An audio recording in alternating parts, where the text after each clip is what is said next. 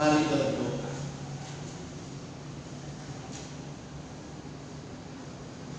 Dimuliakan nama-Mu Tuhan di sorga dan di bumi. Pada hari perhentian yang Tuhan berikan bagi kami berhenti dari setiap aktivitas kami. Kami kuduskan hari perhentian saat ini dengan beribadah. Dalam ibadah saat ini kami mau dasari hidup kami dengan bagian firman Tuhan.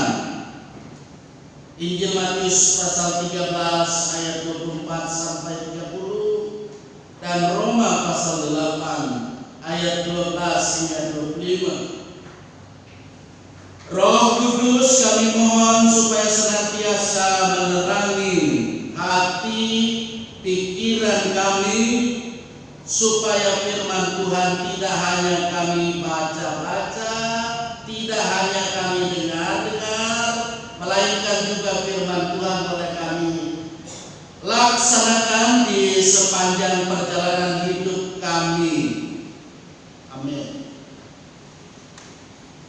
Dua perikop yang ditetapkan menjadi penyeragaman pemberitaan firman Tuhan.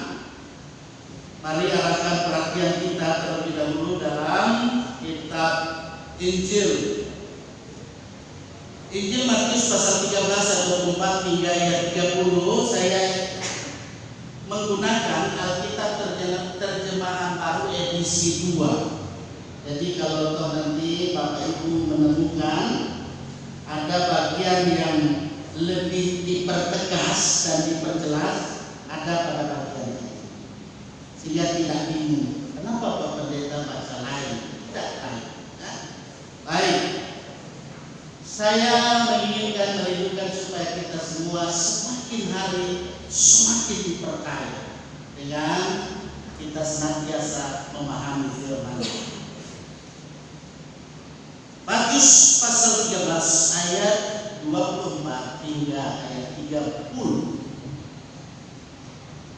Perumpamaan tentang lalang di antara gandum. Yesus menyampaikan suatu perumpamaan lain lagi kepada mereka, katanya, kerajaan surga itu seumpama orang yang menaburkan benih yang baik di ladang. Namun pada waktu semua orang tidur, datanglah musuhnya menaburkan benih lalang di antara gandum itu, lalu pergi.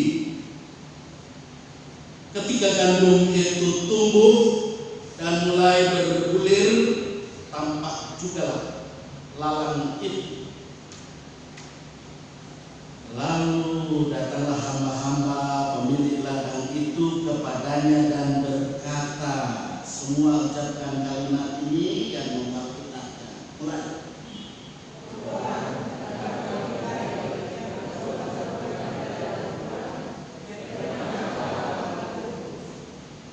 Jawab Tuhan, seorang musuh yang melakukannya. Lalu berkatalah hamba-hamba itu kepadanya semua,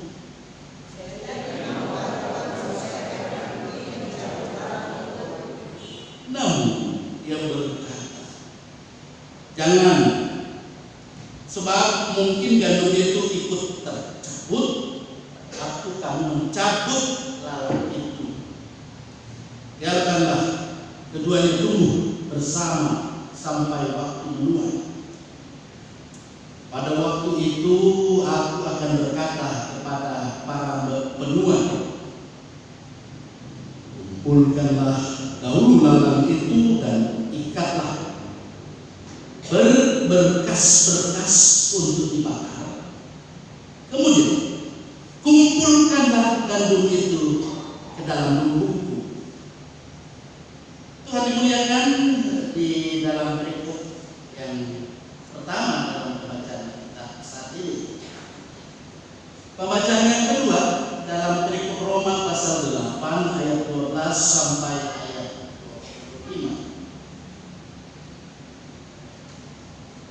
Jadi, saudara-saudara, kita adalah orang berutang, tetapi bukan kepada tabiat daging supaya hidup berkeinginan daging.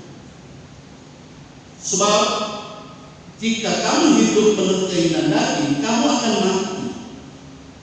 Namun jika oleh Roh kamu mematikan perbuatan-perbuatan tubuhmu, kamu akan hidup. Semua orang yang dipimpin Roh Allah adalah anak Allah. Sebab kamu tidak menerima roh perbudakan yang membuat kamu menjadi takut lagi, tetapi kamu telah menerima roh yang menjadikan kamu anak Allah. Oleh roh itu kita berseru, ya Aba, ya Bapa. Roh itu sendiri bersaksi bersama roh kita bahwa kita adalah anak-anak Allah. Jika kita adalah anak, kita juga adalah ahli waris. Maksudnya orang-orang yang berhak menerima janji Allah yang akan menerimanya bersama Kristus, yaitu jika kita menderita bersama Dia supaya kita juga dipermuliakan bersama Dia. Pengharapan anak-anak Allah. Sebab aku yakin bahwa penderitaan zaman sekarang ini tidak dapat dibandingkan dengan kemuliaan yang akan dinyatakan pada kita.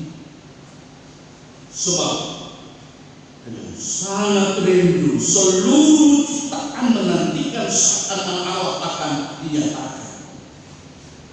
Sebab seluruh ciptaan telah ditaklukkan kepada kesia-siaan, bukan oleh kehendak sendiri, tetapi oleh kehendak Dia yang telah menaklukkannya, tetapi dalam pengharapan karena ciptaan itu sendiri juga akan dimerdekakan dari perbudakan kebinasaan dan masuk ke dalam kemerdekaan dan kemuliaan anak-anak Allah.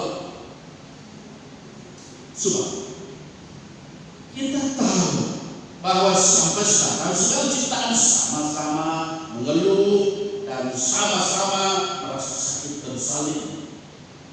Bukan hanya mereka saja, tetapi kita yang telah menerima karunia sulung roh, kita juga mengeluh dalam hati kita sambil menantikan pengangkatan sebagai anak, yaitu pembebasan tubuh kita. Sebab kita diselamatkan dalam pengharapan. Namun pengharapan yang dilihat kan pengharapan lagi. Sebab bagaimana orang masih mengharapkan apa yang dilihatnya? Namun jika kita mengharapkan apa yang tidak kita lihat, kita menantikannya dengan tekun. Tuhan Yesus pernah bersabda, berbahagia setiap orang yang mendengar firman Allah dan yang memeliharanya di dalam hidupnya. Haleluya.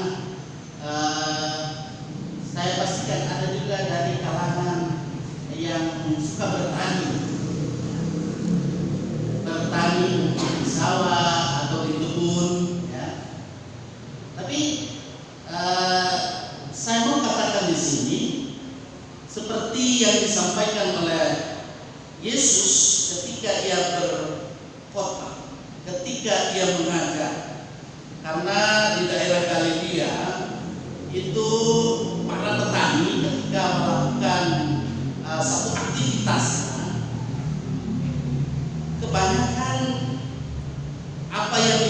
melakukan, ya, menanam gandum antara lain, ya, itu ada juga bulir-bulir ilalang yang muncul, yang tumbuh. Ya. Kalau di daerah kita ini ada yang bertani gandum, bisa tanya? Nah, ada ya. Kalau di Timur Tengah baru ada. Nah, ini ada yang dari tempat dari Yerusalem, sempat mengandung itu, tempat. Nah, saya berkata-kata di sini kaitan dengan berita ini yang disampaikan oleh Yesus. Memang ketika orang melakukan satu action, satu tindakan, pasti ada saja penghalangnya. Ya, di daerah katakanlah pertanian persamaan juga seperti ini. Ya, kalau saya adalah juga sebagai anak dari umum tani. Saya dari SD mungkin di Pak Tadius juga seperti itu ya. Kalau di sawah kita perhatikan, tidak hanya di paling di Sumbersari saja, di tempat-tempat lain, sampai Mensung, sampai di mana di Sulawesi Utara, di Kota Palu, di mana saja. Karena saya juga pergi ke sawah mereka, melihat, memperhatikan, memang ketika ada bulir padi yang sudah ditaburkan dan di antara bulir padi itu tumbuh sejenis rumput yang sangat persis dengan tanaman padi. Ya, kalau dicabut bisa masalah cabut. Makanya biasanya itu kasih biar itu lebih tinggi. Kalau sudah tinggi, baru biasanya dicabut. Itu biasanya disebut dengan rumput atau padang gandum-gandum. Nah, siapapun yang mendengar bahasa ini, kalau dia dari latar belakang petani sawah yang ada, pasti yang betul pendeta Sarah bilang ada itu jenis rumput ilalang yang dikatakan kalau di sini padang gandum-gandum ketika orang melakukan praktek pertanian, ya, di tanaman padi, ya, di sawah. Dan memang sulit membedakan, sulit sekali membedakan. Ketika mau mengerjakan pekerjaan itu memang betul ada insektisida, bisa membunuh itu biji-biji daripada bulir dan padang gandum-gandum itu seperti gandum juga dia. Ya, memang pernah lihat loh, seperti itu dia memang. Semakin dibiarkan akan semakin lebih banyak dia bertumbuh karena bijinya itu akan terus dia berkembang biak. Karena itu harus dicabut dia. Jadi rupanya hamba-hamba yang ada ini dia dari kalangan petani yang kalau ada tanaman yang mengganggu, parasit yang mengganggu, dia harus dicabut. Nah, tapi dalam kaitan dengan ini, ya, Yesus dia berkata-kata, dia berbicara tentang ilalang yang tumbuh di antara gandum. Sepertinya memang seperti yang saya jelaskan tadi, ya. Kalau orang petani sawah ya sulit membedakan padang gandum-gandum dengan itu padi. Itu juga ini gandum dengan ilalang yang tumbuh di antara gandum yang ada. Sehingga lalang dan gandum kalau kita lihat di sini adalah analogi yang sangat menarik. Perhatikan di sini ada analogi yang sangat-sangat menarik yang digunakan oleh Yesus ketika dia menyampaikan perikop ini, bagian firman Tuhan ini. Dalam hal ini dia mengambil perumpamaan supaya publik segera paham, segera mengerti gitu. Ya. Dengan demikian Yesus mengambil perumpamaan yang ada ini, dia memberitahukan kepada orang semua di sini, walaupun kita orang bukan dari Timur Tengah, ya tak?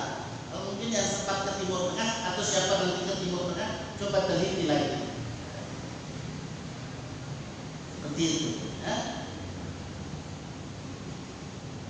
Memang Bapak Ibu Saudara, adik-adik yang saya kasih Tuhan, bagian ini mau memberitahukan kepada kita bahwa dunia ini ya penuh ya dengan banyaknya larang atau ilalang yang menyatu dengan gandum sehingga kita sulit membedakan manakah yang lalang, manakah yang gandum. Ya, pertanyaan sekarang, apa maksud Yesus memakai perumpamaan ini? Apa maksudnya?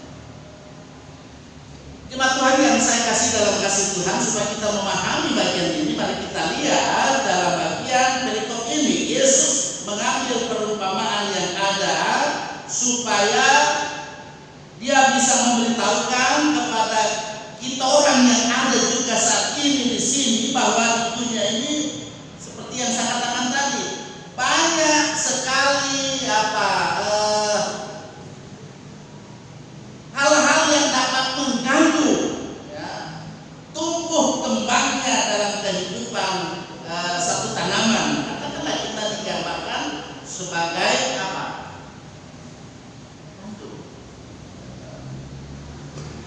Di sekeliling kita juga kan seperti itu. Banyak yang ingin menekan kita ya. Banyak yang ingin menekan supaya dia bisa bertumbuh, dia lebih ya, dengan metode, dengan cara-cara yang licik. Itu terjadi juga di gereja kita. Saya berharap jangan sampai terjadi lagi ke depan dengan cara-cara yang licik. Perumpamaan ini memberikan peringatan kepada kita, anak-anak Tuhan, bahwa iblis dengan segala kekuatan, dengan lihainya ia, dengan gencarnya, ya bagaimana caranya menyebarkan pengaruh di tengah-tengah dunia ini, walaupun caranya tidak halal. Nah, itu.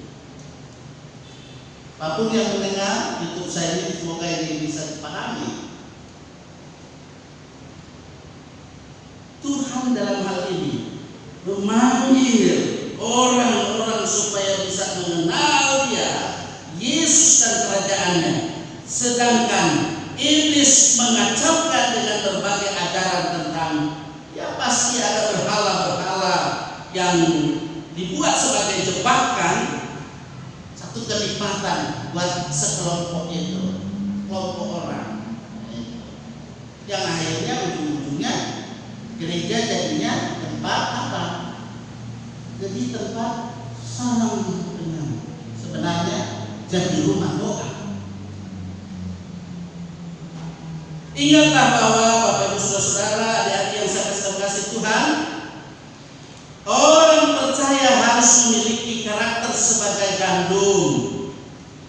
Gandum yang pasti pada saatnya dikumpulkan, ketika telah dikumpulkan, pada akhirnya akan masuk dalam lumbung. Tempatnya pasti yang enak. Bahkan ditegaskan di sini bahwa sesungguhnya dalam kehidupan kita sebagai orang percaya, jangan sampai kita dalam hidup berubah karakter, bukan lagi sebagai gandum, tetapi ada yang malah sudah menjadi apa? Lalang. Di antara teman-teman yang ingin maju, yang sudah mau luar biasa, ingin maju, tetapi dihalang-halangi dengan cara-cara yang tidak sehat.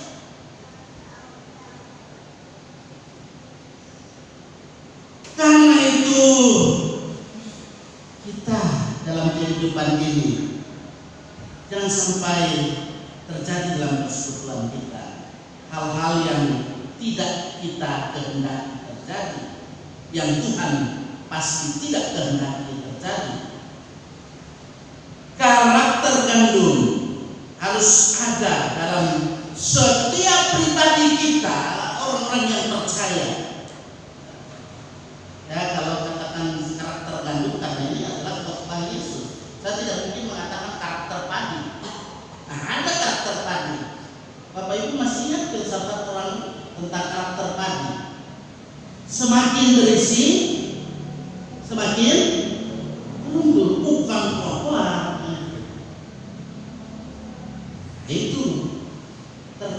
dengan bagaimana karakter yang kita miliki hingga saat ini, supaya dalam kehidupan kita selalu hidup oleh roh. Roh Allah itulah yang menghidupkan kita. Hidup yang tentu diperkenan oleh Allah. Hidup dalam roh adalah kehidupan yang benar, penuh dengan sukacita, damai sejahtera. Makanya tadi Galatia 5 ayat 22 sampai ayat 23 itu berbicara tentang itu.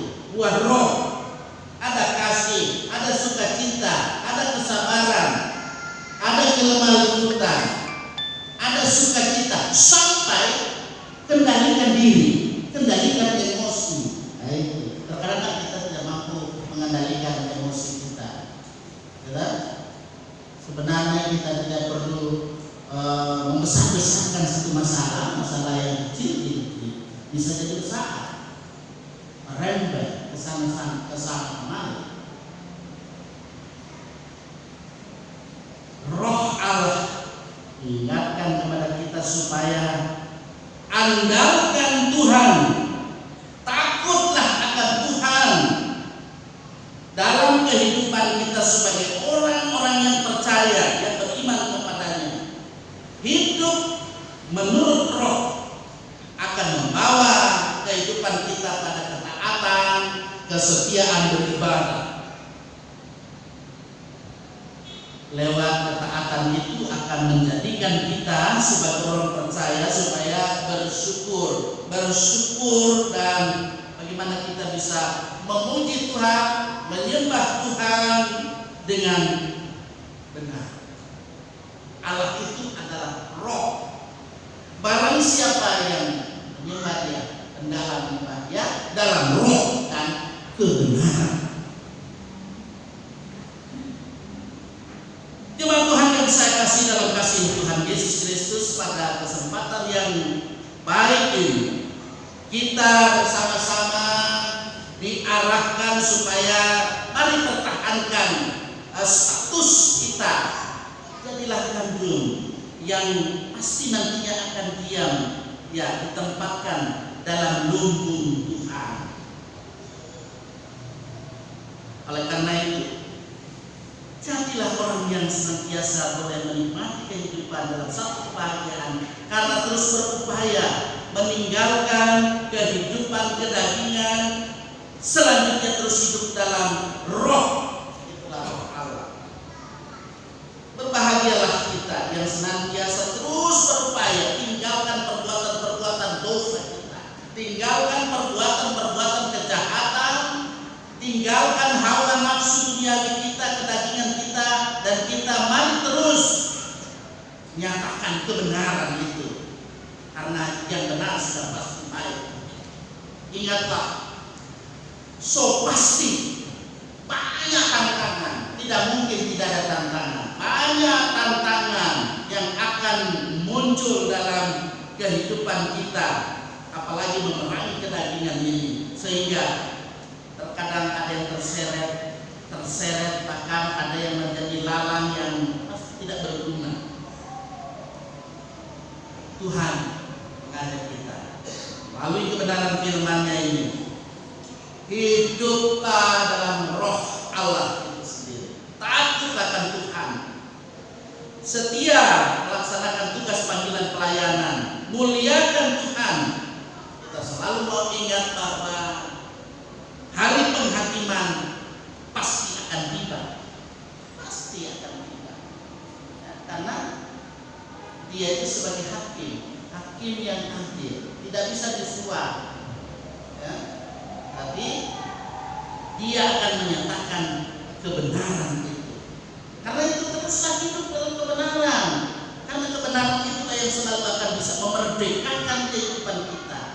Kita terus bertekun dalam kebenaran sampai pada akhirnya pembenaran dari Allah dengan kemuliaannya pasti nanti dinyatakan. Dan terpengaruh dengan hal-hal yang lain,